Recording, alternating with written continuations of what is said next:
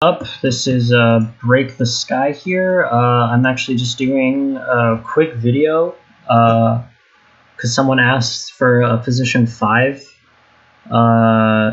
look at how to have a higher impact on position 5, and I'm actually not playing P5 this game, even though I am playing the Jakiro. This is actually a look at Sexy Yogi, who was in my game. Who I picked Jakiro because I didn't know if he wanted to play P4 or P5, even though I got soft support and he got hard support, but he didn't care. And so I was P4, he was P5 on the Phoenix. Yeah, he is, for those of you who didn't know, he's very high rank. I'm 131 support, he's ranked 16. I think actually when we played this game, I think I was still calibrating, or I was like rank 80 or something, and he was ranked like 6. So he's super high, like probably like 7K, 7 something. So this is pretty much probably what's going to be what you want to do on a support. Granted, it is Phoenix, and you know that's kind of not the greatest P5 hero, but you can play it as P5, and I have. So I have not looked at this game beforehand, but we did end up winning. So I'm just gonna go over what he does right, what he does wrong, and in the laning stage, and then after that, I'm gonna maybe talk about a couple of key points of warding, or maybe I'll make a separate video on that, depending on how long this gets. But I just have it paused here because I want to point out what he does before the laning stage. He pulls his Ember Spirit, although it's bugged, it's Ember, you can see it there. 2 tangos and a ward. Whenever you play position 5 support, you always want to give your mid 2 tangos and a ward. This is pretty basic. It allows them to get a salve and these items, and they actually have a better shot at winning their lane. The ward as well, it can give them high ground vision, rune vision, and normally as well you want to pull the observer ward to the off lane. However, you don't. Normally, the offlane uses it to either block the pull camp or get vision on the pull camp. You can either do that by putting the word here, or for the radiant, you can put it down over here, or you can give it here. You can also get a lane ward so that you get vision behind their tower to scout out rotations. Or another common word is if you're playing in the off lane, somewhere like here or here, so you catch visions of incoming ganks from a mid who gets, a rune or something. The same can be said for here. Place the word here, or here for the radiant offlane. But moving on, I don't remember if he gives us the ward for this. He might not. He buys a tango. And oh, that's right, I lane bottom, even though I was P4. So this is actually better. So we'll get to see actually what I'm doing as a P5 in lane. Because even though I don't end up buying the wards, I'm doing this. And why did we swap lanes? It's very simple. They have a Legion Commander in the offlane. And Phoenix can't really do a whole lot versus Legion Commander. Jakiro also not that great. But, yikes, pausing. But while that's true, Jakiro doesn't really require a great laning stage to actually do well, and the common build on Jakiro now is to max your Ice Path after you get a point in each of the Liquid Fire and the Dual Breath, and that's because Ice Path is just an insanely broken ability. It gives you a sick amount of control, and it's this giant AoE stun that's on a fairly low cooldown at max level, 9 seconds, and it's like, what, a 2-second stun? 2.5 second stun in AoE. And it combos great this game with Axe and Ember Spirit. I believe I picked it because once he eggs, everyone's going to run at him, and I can just Ice Path them, and he can get the egg off. So they rotate a lot of heroes here. I just kind of cast some spells. I think I die here. I'm a pretty slow boy. I wasn't expecting the 3-man run at me bottom, so I was out of position there. But as usual, shitty P5s feeding first blood. So you see they place their ward here, This isn't that great. Usually you want to either put it a little bit further to the back or over here. I believe I scout the sword, or I guess the sword.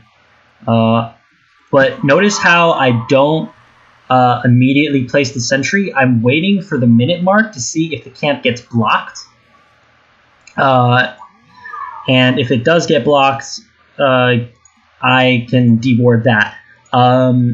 So you see how he was checking to see if he was using the courier for the south early on. Our mid doesn't go for that. Yeah, so we're going to keep going. I'll just go to 1.5.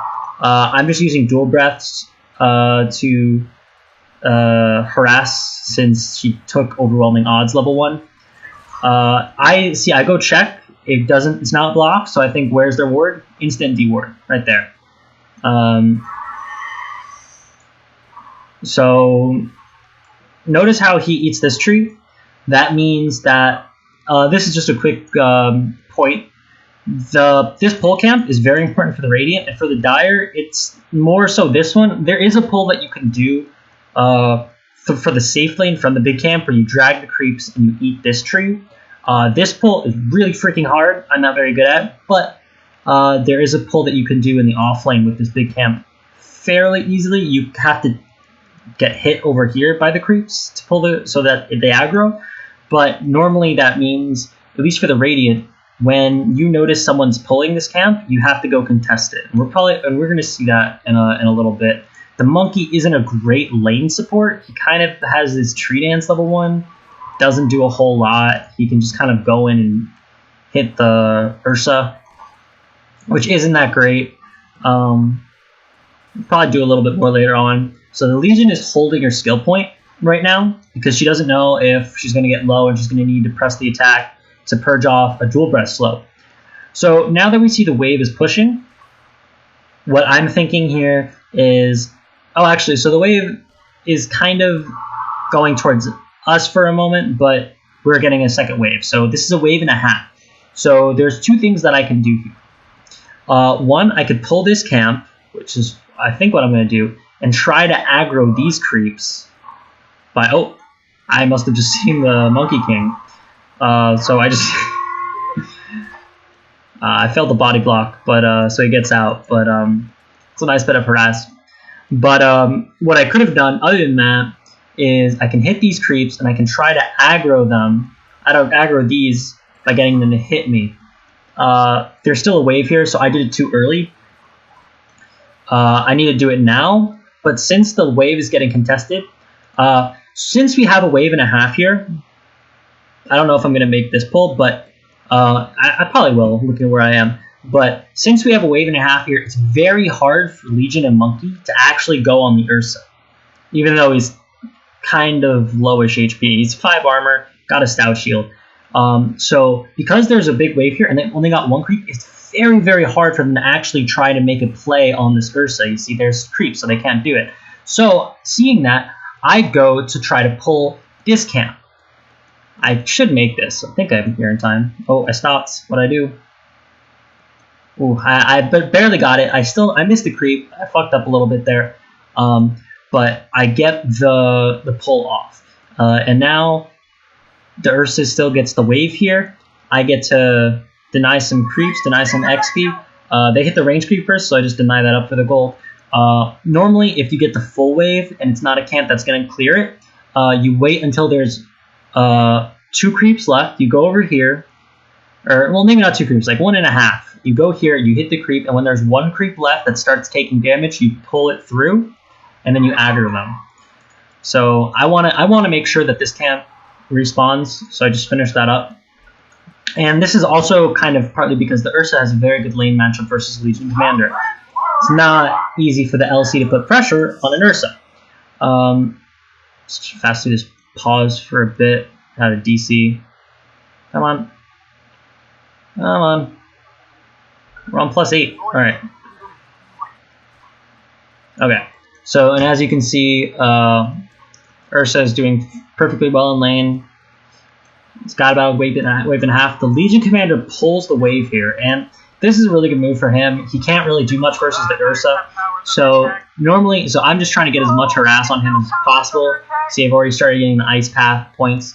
The Ursa can't really contest, but what the Ursa should have done here is that he should have pulled it to this big camp. And there's like a bug flying around me. You should have pulled it to this big camp and aggroed the big creeps onto these and tried to farm them both. That's usually what you want to do as a carry in that situation. Granted, I'm not very good at carry, but I do know that. But you know, sometimes it's hard to think of those things in the time. So you see how I'm gonna rewind it for a second.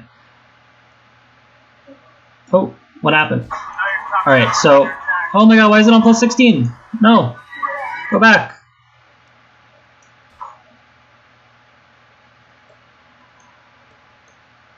Okay, so this is back to the pull. Is this before or after the Ember DCs? That's going to be really frustrating.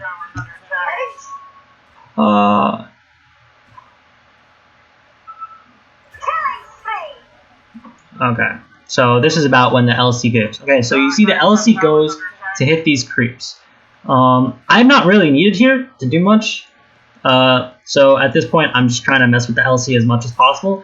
But I'm probably going to leave this lane very soon. Ice Path seems a little bit too fast at the moment.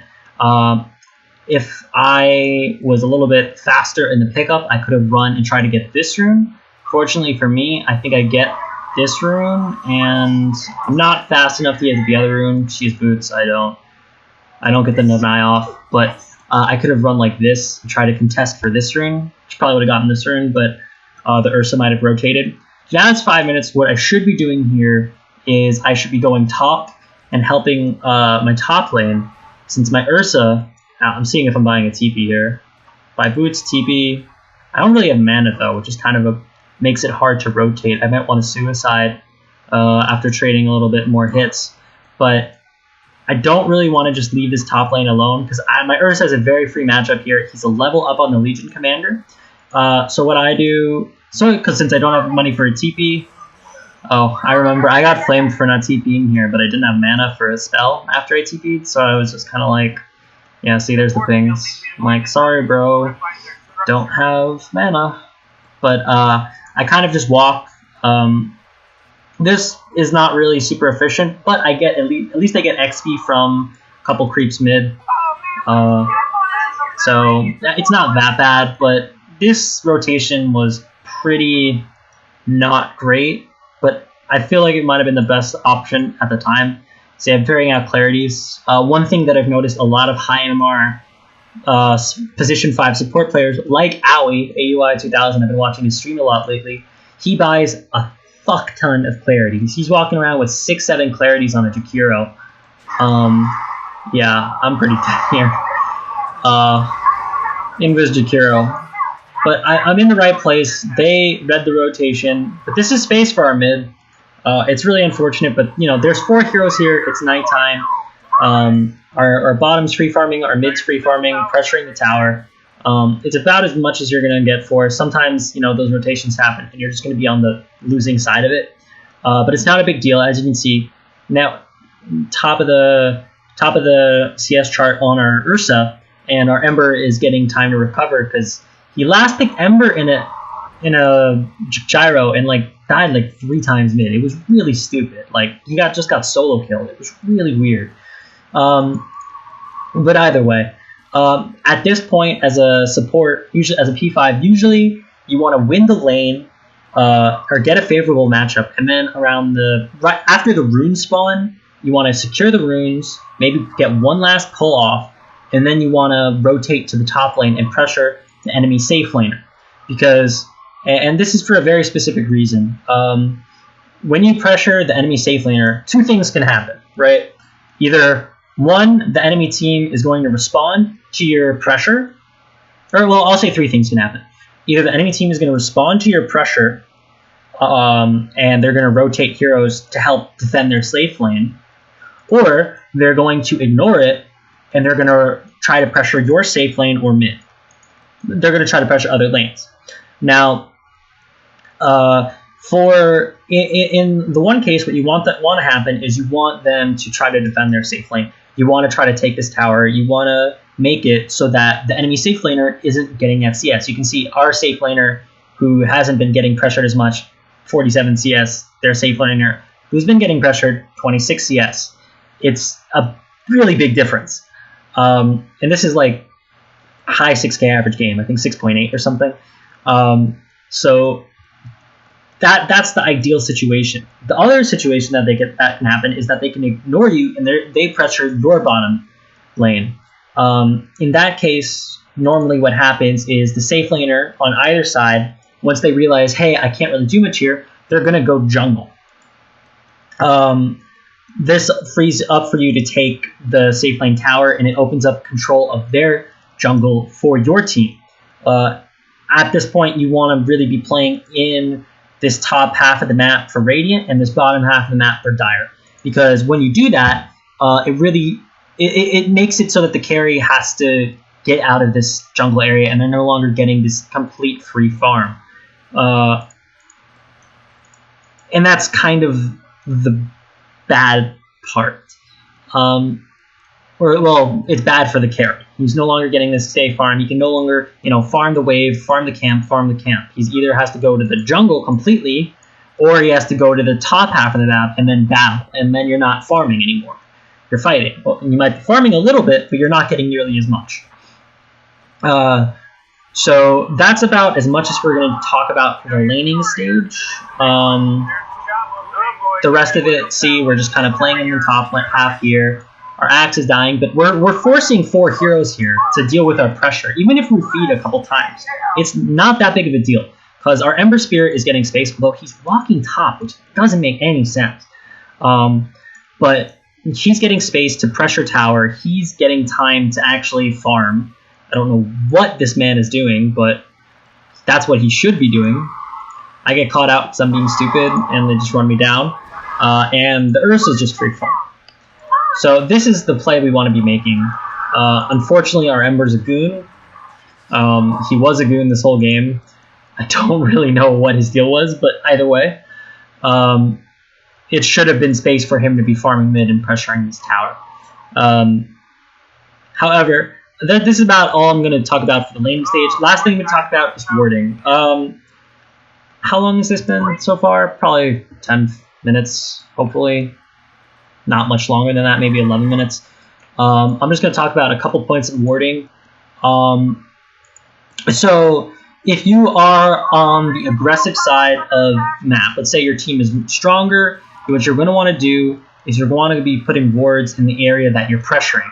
That means that you want to be warding in this area after you've taken this tower down, or even before, if you can get a ward in the jungle here that they don't scout, and you can smoke into it and kill a carry farming stacks, for example, that's good. Another thing that's good, yikes, what's happening here? Another thing that's good is to think about when you're warding is what's a common place for people to de-ward? Well, normally people put wards here. So oftentimes people will place a sentry in this area. It gets wards here, it gets wards here. So where might you want to put a ward? Well, you can put a ward here. That catches vision of this camp and this camp. You can put a ward here or here, and that catches vision of this camp, and usually is out of range of a sentry, which is usually going to be around this. Another common ward evasion tactic is normally you put a sentry here. So you can put a ward on this edge, on this corner, or, which is a very, very good spot, if you buy a Quelling Blade, you can cut one of these trees, and you can place a ward here. And this catches vision of this whole area, and it's a very, very good ward to have. It's hard to de-ward because you have to think of it, you have to see, get vision on the high ground, and it's very good. Catches rotations from the jungle to this jungle. It's very good. Another ward on this side is over here, and then for the Radiant, a common ward to do that is right over here. It's not in the camp, so it doesn't block the camp, but you get full vision of this, and it's very hard to de-ward. And another one is down here, because normally you put a sentry here to try to catch wards here, here, and here.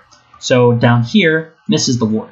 Same thing with over, I believe it's over here, or down here, right outside the tower vision and right outside the vision of a sentry that would be placed on the high ground. Same thing with here. It's just some very common warding spots that are out of vision of sentries and towers that are very common. So that's just something to think about when you're warding. I'll probably make a more in-depth ward guide later on, but I think that's it for this video. It's been long enough. And yeah, thank you all for watching, and signing out.